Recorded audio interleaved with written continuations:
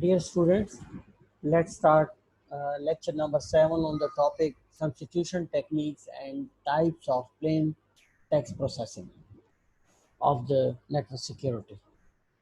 Let's start. This is our outline. First of all, we will revise lecture number 6. Then I'll explain secret key cryptography with the help of a diagram, secret key encryption and decryption, substitution technique, and I'll explain Caesar method and journal Caesar method. As you know,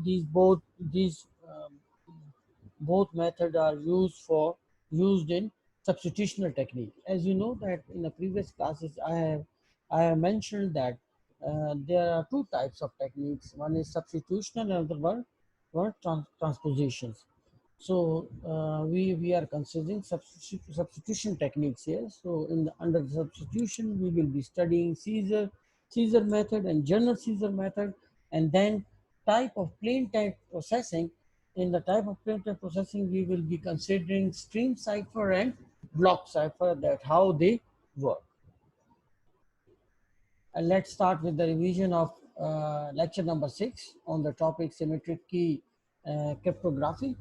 First of all, we have studied that placement of alternatives over the network path. For example, sender wants to send the message to the receiver as you have a network in between. So there are two type of strategies: link encryption and end-to-end encryption. As name indicates, link encryption is that encryption and decryption means crypto system will be applied on each link. So this is called link encryption. Whereas in the end-to-end encryption, sender will encrypt and only receiver can decrypt this message. But over the network, nobody can else decrypt that message. So this was a pictorial view of that. So sender, you can see this white one. They are link encryption. So encryption and decryption will be done on each link. Like you can see that on each link, encryption and decryption has been done. Whereas this black spot, this is showing end-to-end encryption. So the sender will encrypt and only the receiver, concerned receiver, can decrypt that message. No other no other body can decrypt this message other than receiver. So this was the traffic analysis. So end-to-end in end-to-end encryption must leave header in clear. Network can correctly route information. That's why header left clear. And contents are protected, but traffic pattern flows are not. So anybody can see that where the traffic is heading. End-to-end protect data contents over the entire path, provides authentication, whereas link protects traffic flow from monitoring. So you can say that in end-to-end encryption, everything is safe, but you are under monitoring, that where the traffic is heading. Every node can see that. Whereas in link encryption, that monitoring, nobody can monitor, because as encryption and decryption or a crypto system is performed on each link. That's why this link encryption protects monitoring. Types of cryptographic functions. So there are three types of functions as we are studying symmetric cryptography. So in symmetric cryptography, both sender and receiver means for encryption and decryption or a crypto system, single key is used single key is used by both the parties. Where public key function two keys, one for encryption and another for the decryption. As function, no keys are used and text is not convertible from the ciphertext. Normally, this type of technique is used for storing passwords. So you can see here that, for example, this is a plain text and cipher to plain text. This is performed using a single key. So this is called secret key or symmetric key or conventional encryption cryptography. So they use a single key, plain text and cipher text having the same size, and they are also called symmetric key cryptography. Basic approaches to symmetric encryption. There are two building blocks of all encryption techniques, like substitution and transposition. As we are studying substitution. In the next classes, I'll be taking example of the substitution in the or transposition. Sorry, in the substitution, the letter of a plain text are replaced by another letter or by other numbers or symbols. I'll explain that in next slides. If the plain text is viewed as a sequence of a bit or blocks, then substitution involves replacing plain text bits or a blocks pattern with ciphertext bit or a blocks pattern. Like how you convert your plain text to ciphertext. The same will be applied to convert ciphertext to plain text. If you convert bit by bit in an encryption, so so the same will be applied on the receiver side. And if the sender applies block by block, the same strategy will be applied by the receiver to get that message back. In the transposition, element in the plate stems are rearranged. I'll explain with the help of example when I'll take an example of transposition. Let's start lecture number 7. So in symmetric key cryptography or a secret key cryptography, if sender wants to send anything to the receiver, what sender does that it create message and then apply encryption algorithm and plus key, which is secretly provided to the sender by a third party or by a secure channel, and then it will be converted into ciphertext, and then this ciphertext will be flowing over the network and reaches receiver, where receiver applies decryption plus the same key which travels through secure channel to the receiver and get that message back. Now Caesar method, this is a substitutional method. As you know that in substitutional method, a simple algorithm is used to transform the text from a plain text to ciphertext. So what substitution ciphers are, that each letter of the alphabet is substituted with a different letter, symbol, or a number. Caesar method replace every letter in the alphabet with the letter 3 away. I'll explain that with the help of example.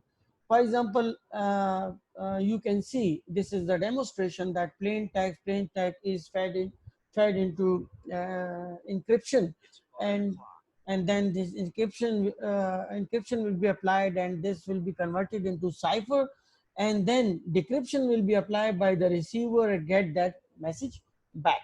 And how it will be done, like for example, you can see that I have written here all the alphabets, like from A to that from A to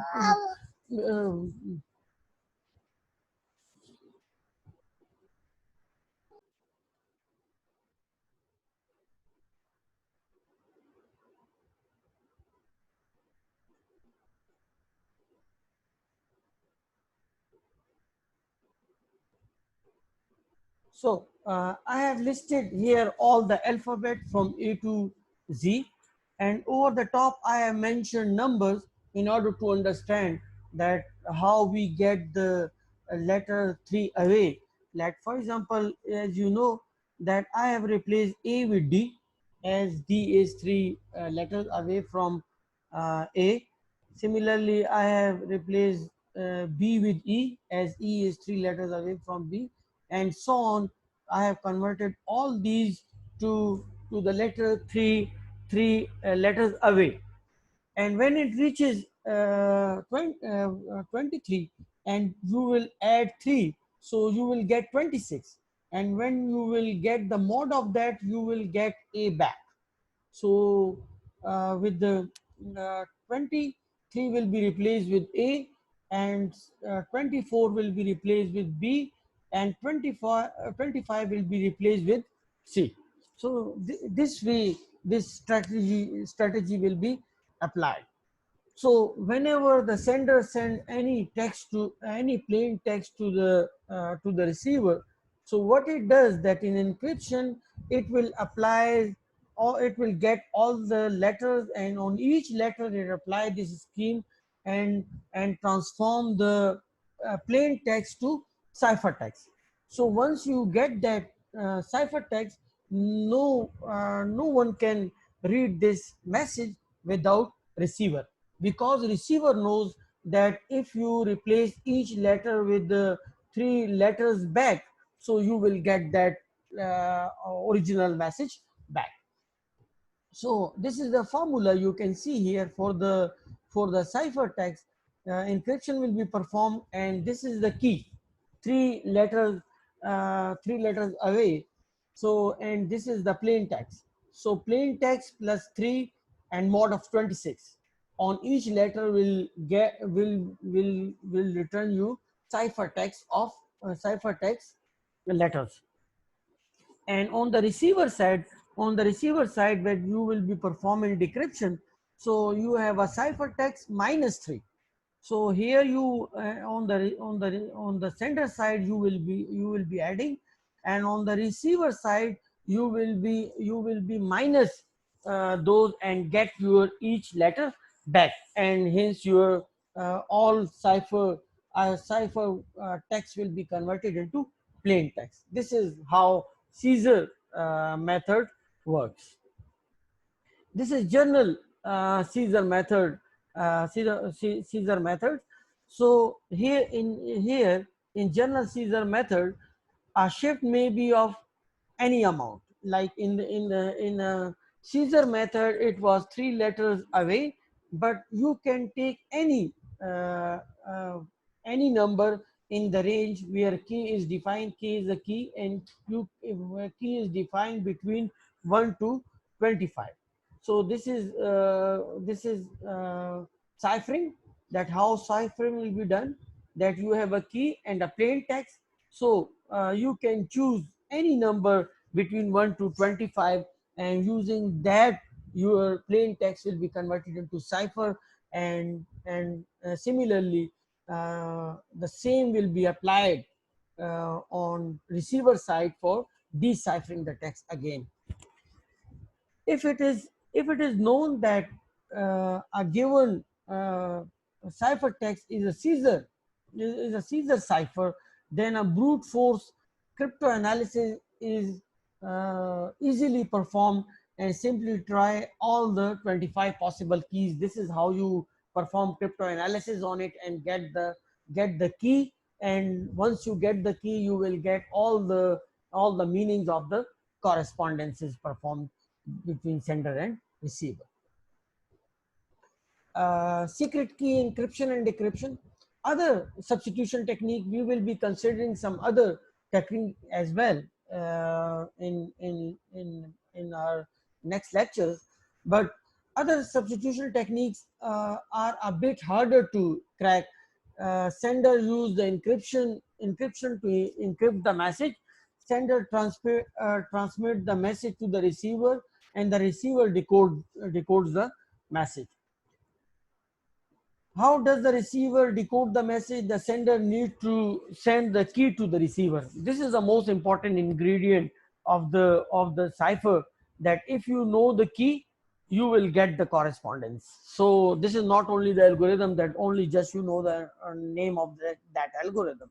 You need, if you get the key, then you can get the correspondence. Secret key encryption and decryption.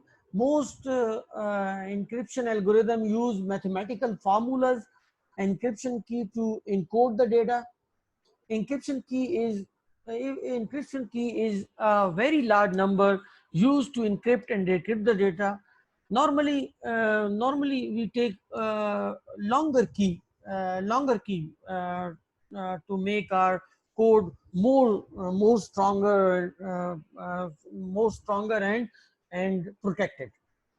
The length of the key determines how secure the data will be. The longer the key, the more secure the message or the communication is. Most encryption algorithms use length between 40 and 1 to 8 bits or more. So if you select longer size of the key, so this is difficult for the intruder or a malicious user to decrypt that message, even if he applies brute force mechanism. Encryption and decryption, symmetric or private key encryption uses a single number or a single key. As you know, both sender and receiver must know that key, because both one is using for the encryption and another used for the decryption. So both have the knowledge of that key. DES data encryption standard is the most widely used standard for symmetric encryption. This is the standard, because each sender and receiver would require a same key. This type of encryption is basically used by government entities if it is really used for e-commerce transaction over the internet. Requires a secure way to get the key to both parties, but you need a way that how you will share these keys securely to both sender and receiver. This is assignment. You go through mono alphabetic cipher or place cipher. Take an example and then share with me through WhatsApp or KCMS. Now, types of plain text processing. So there are two types of plain processing: stream and block cipher. So this is stream cipher. Stream cipher method of encryption, cryptographic method and algorithm are applied to each binary bit. That's why this is called stream. As you know that character of combination of character, this is called stream. So this mechanism will be applied on each byte or each character of the cipher. Represent data in bits or bytes. So for example, if sender, this is the sender side and you can see here is the receiver side. If sender sends the message, it generates the key, they both combine and then it will be sent to the receiver, where the receiver have the same key. See, receiver will apply that key to the cipher and get this message back. So how it will be done? So for example, if these are the messages or these are the keys, so these are the messages and the keys will be applied, and these keys will be generated by the key stream generator, and then you will perform XOR operation on it and uh, get ciphertext. You see C1, C2, C3, and you will get ciphertext. When it reaches receiver side, so you have a ciphertext and you will apply the same keys and you will apply the XOR operation on it and get your original messages or original message back. This is an example you can see here, that for example a sender has sent this value like 10110110, and these are the keys like 01010101. This is the key generated by the key string generator. And when you apply XOR operation on it, in XOR operation, you know that when you have a different bits, like when you have a 0 1, you will get a 1, and when you have a same bit like 0 0 or 1 1, you will get 0. So you can see here, right, you have a different bits. One is 0, one is 1. So you will get 1. As they are different, so this is 1. They are same, so 0. They are same, so this is 0. Same, so they are 0. Different, 1. Different, 1. And they are different, 1. So now apply, when it reaches the receiver side, the same keys are applied and XOR operation is applied again. So when you apply on the same, you will get 0, 1, 0, sorry, 1, 0, 1, uh, uh, 1, and this is 0, and this is 1. So you know, you now you can check that this is the text which is sent by the sender. So you can check that they both are same. So this is cipher. This is how stream cipher applies. Now, this is block cipher. Divide the plain text into blocks and apply keys on each block. You can see here that I have divided the plain text into blocks of 64 bits, and then this generator. You can choose any of the key size and apply the key size on it and get the cipher text. I'll give the example of the block text in my next lecture. Uh, I have used these sources to prepare my presentation. You can go through them and check them out. If you have any question, you can ask me through KCML or WhatsApp, or you can email me, as my email address is listed down at the bottom of the slide. You can ask me. I'll be more than happy to answer your question. Thank you. With this, we reaches the end of this lecture number 7. So in the next lecture, we will be studying some more substitution or transposition techniques. Till then, Allah Hafiz.